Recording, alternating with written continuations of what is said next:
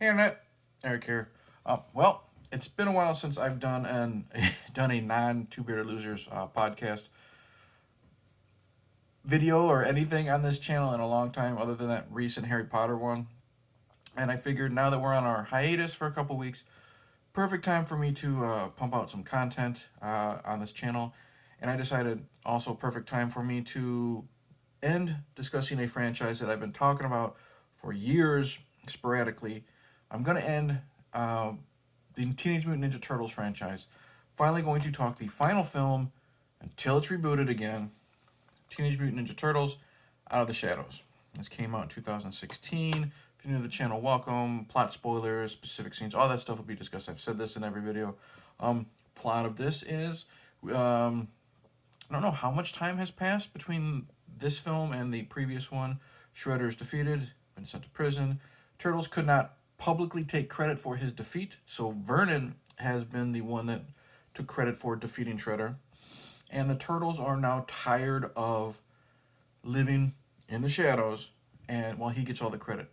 While this is happening, Shredder is being transferred to another prison, and the prison transfer is being led by Casey Jones, played by Stephen Amell from Arrow, I guess. I've only seen him, he did like a SummerSlam appearance, for WWE. And during that, obviously, the Foot Clan tries to break him out, and as he is attempting to escape jumping to a helicopter, he is transported by a portal, I guess you would say, by Krang, that evil brain creature that we've seen from the cartoon.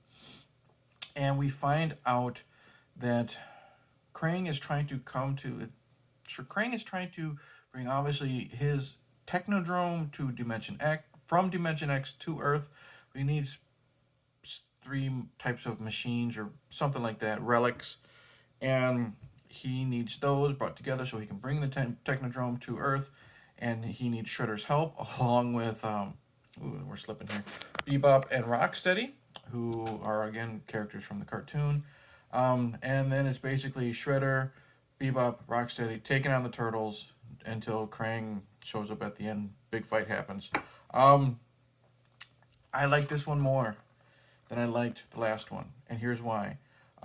Turtles are still fun. Johnny Knoxville is no longer the voice of Leonardo for some reason. I think he said he just wasn't asked to come back, but we still have these same characteristics. Raph is still the asshole, badass, tortured soul. Mikey is still the goofy one. Don's the nerd. Leo's the leader. I like though how we were introduced to Baxter Stockman, who is fucking hilariously played by Tyler Perry. I know nothing about Tyler Perry. Okay, all I know is that Tyler Perry dresses up in drag and plays the Medea character. So I wasn't too into him being in this. He's hilarious in this. I absolutely love him in this. And what was I going? Where was I going? Oh, when he gets a hold of the mutagen, which creates Bebop and Rocksteady, what I was getting to is I like how now the Turtles are torn apart because they find out that this mutagen can possibly turn them human. So that way, Raph and Mikey, they want to be human. They're tired of being freaks. And Leonardo's saying, bad idea, not going to happen. So we have that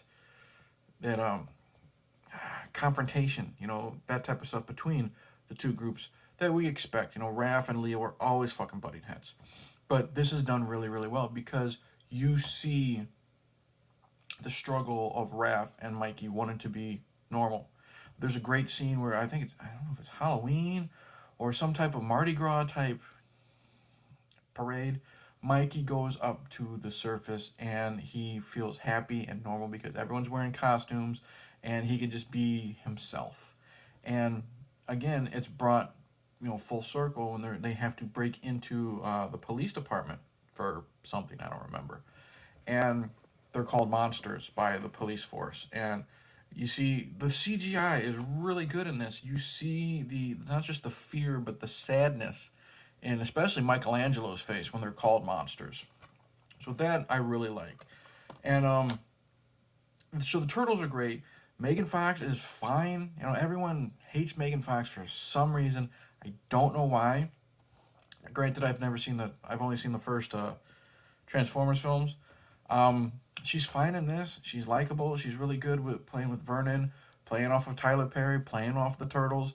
She's very likable. This is not really. This is not the Megan Fox show like the first one kind of was. The Turtles are the stars of the show, but she still does what she needs to do. Look hot in a schoolgirl outfit, run around, jump, fight a couple bad guys. That's it. You know what we expect out of April. Casey Jones, Stephen Amell is fine as Casey Jones. It took a little while getting used to because of how much I enjoy Elias Cortez in the original, but Stephen Amell does what he needs to do. He makes Casey Jones a more modern vigilante, I guess you would say. He's likable. He can hold his own in the fights, but he's not very intimidating if you were to compare him to Elias's version. But he gets the job done. He's fine. Stars of the movie. Well, first off, let's get to Shredder. I wish Shredder was in this more. Now, I get that Krang is like the big baddie, but we get to see Shredder without his mask until like the very end. I wish we got to see some Shredder versus Turtles fights. We needed more of that. And what happens to Shredder at the end, if this reboot series wasn't canceled, would have been a cool cliffhanger, but there's hardly any Shredder in this movie, and that's what's disappointing. Krang, he looks cool. He's definitely, it's a different voice. It's not the high-pitched, whiny voice that we get from the cartoons. It's a very guttural, like growly voice. And I guess it was Brad Garrett. I don't know why they got Brad Garrett. It doesn't even sound like him at all because you can tell the voice was altered a bit. It's like when when they made those Chipmunk movies, the Alvin and the Chipmunks movies. It doesn't matter that they got Justin Long and other people because it doesn't sound like anything like them. But he looks cool. He looks gross. He's some good comedic relief at times, and he looks cool. That final fight between him and the Turtles on the top of that skyscraper or building or whatever was awesome. Love the action in this. And the stars of the movie we'll get to, Bebop and Rocksteady. They're hilarious when they're in human form. Rocksteady is Sheamus from WWE. Bebop is some stand-up comic. I can't think of his name. I only recognize him from Harold and Kumar, the first Harold and Kumar movie.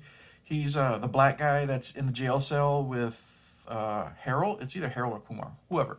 And he's the one that was, obviously he's basically in the police. He's basically in the prison or the jail cell for being black. That's all it is. But he is fucking hilarious as Bebop in their human forms. Him and Sheamus have such great chemistry, just being buds. And then when they finally turn into the rhinoceros and the warthog, they're still having fun.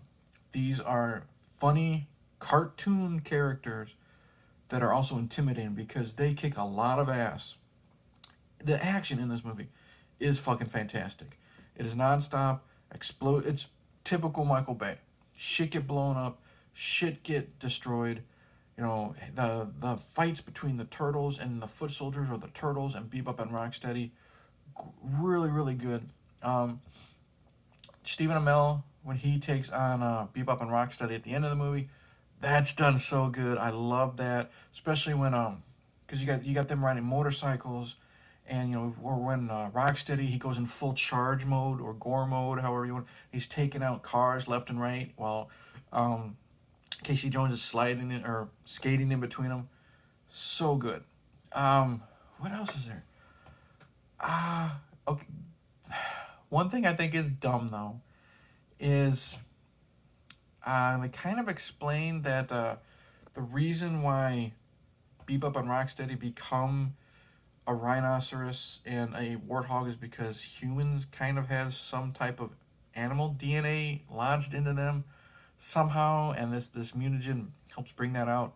That's fucking stupid. But again, it's just a dropped line. Who cares? There's a fart joke in between Bebop and Rocksteady. Everyone knows I fucking hate fart jokes. This one kind of works because of how disgusting these two characters are with each other, but it's still dumb. However, this movie is a huge, huge amount of fun. I had a blast, beginning to end, with this film. Like I said, I loved the Turtles in this. I loved the confrontation between Raph and Mikey, and then Leonardo, because Donatello with this whole let's turn human thing, he's kind of stuck in the middle. That's great. Um, Again, you feel for Michelangelo during the scene where he's called a monster at the police station, because the CGI is just so good on these turtles. Um, I wish we had more Shredder, and we probably were going to get more Shredder, but this movie for some reason didn't make that much money compared to its budget at the box office. So again, they decided to cancel it. The sequel, which is disappointing because I would have liked to have seen them maybe go to Dimension X, because what happens is Shredder's betrayed by Krang, and he's put into like some cryogenic frozen tube or something. Basically, think of it like Han Solo and the carbonite thing with Jabba the Hutt. And I guess I haven't noticed it, but when he's put into this gigantic collection, I guess that's in the Technodrome or wherever the fuck Krang is at, you see a neutrino there. You see one of those dinosaur Triceratops creatures. So it would have been cool to maybe seen the inside of Dimension X if we would have gotten a sequel. We don't, so. But that's not the movie's fault that there's no sequel. However, it is the movie's fault that we don't get that much Shredder. Would have wanted a lot more Shredder here. Splinter. Splinter's fine. He's just there. Megan Fox is there looking hot, and she does her thing. Stephen Amell, not as intimidating as Casey Jones as you would expect, but he does it. He does fine. Lots of fun. Highly recommend. If you're a fan of the Michael Bay Ninja Turtles, which gets a bad rap because it's a reboot, Michael Bay, everyone just shits on those 2 words, or 3 words, Michael Bay, reboot. And they don't give it a chance. If you enjoyed that one, I think you would enjoy this one a lot more, because I sure did. Hell of a lot more fun. So, highly, highly recommend Teenage Mutant Ninja Turtles Out of the Shadows.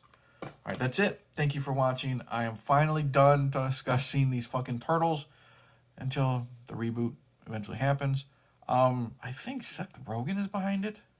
I'm not looking forward to that at all, but it could be good. Who knows?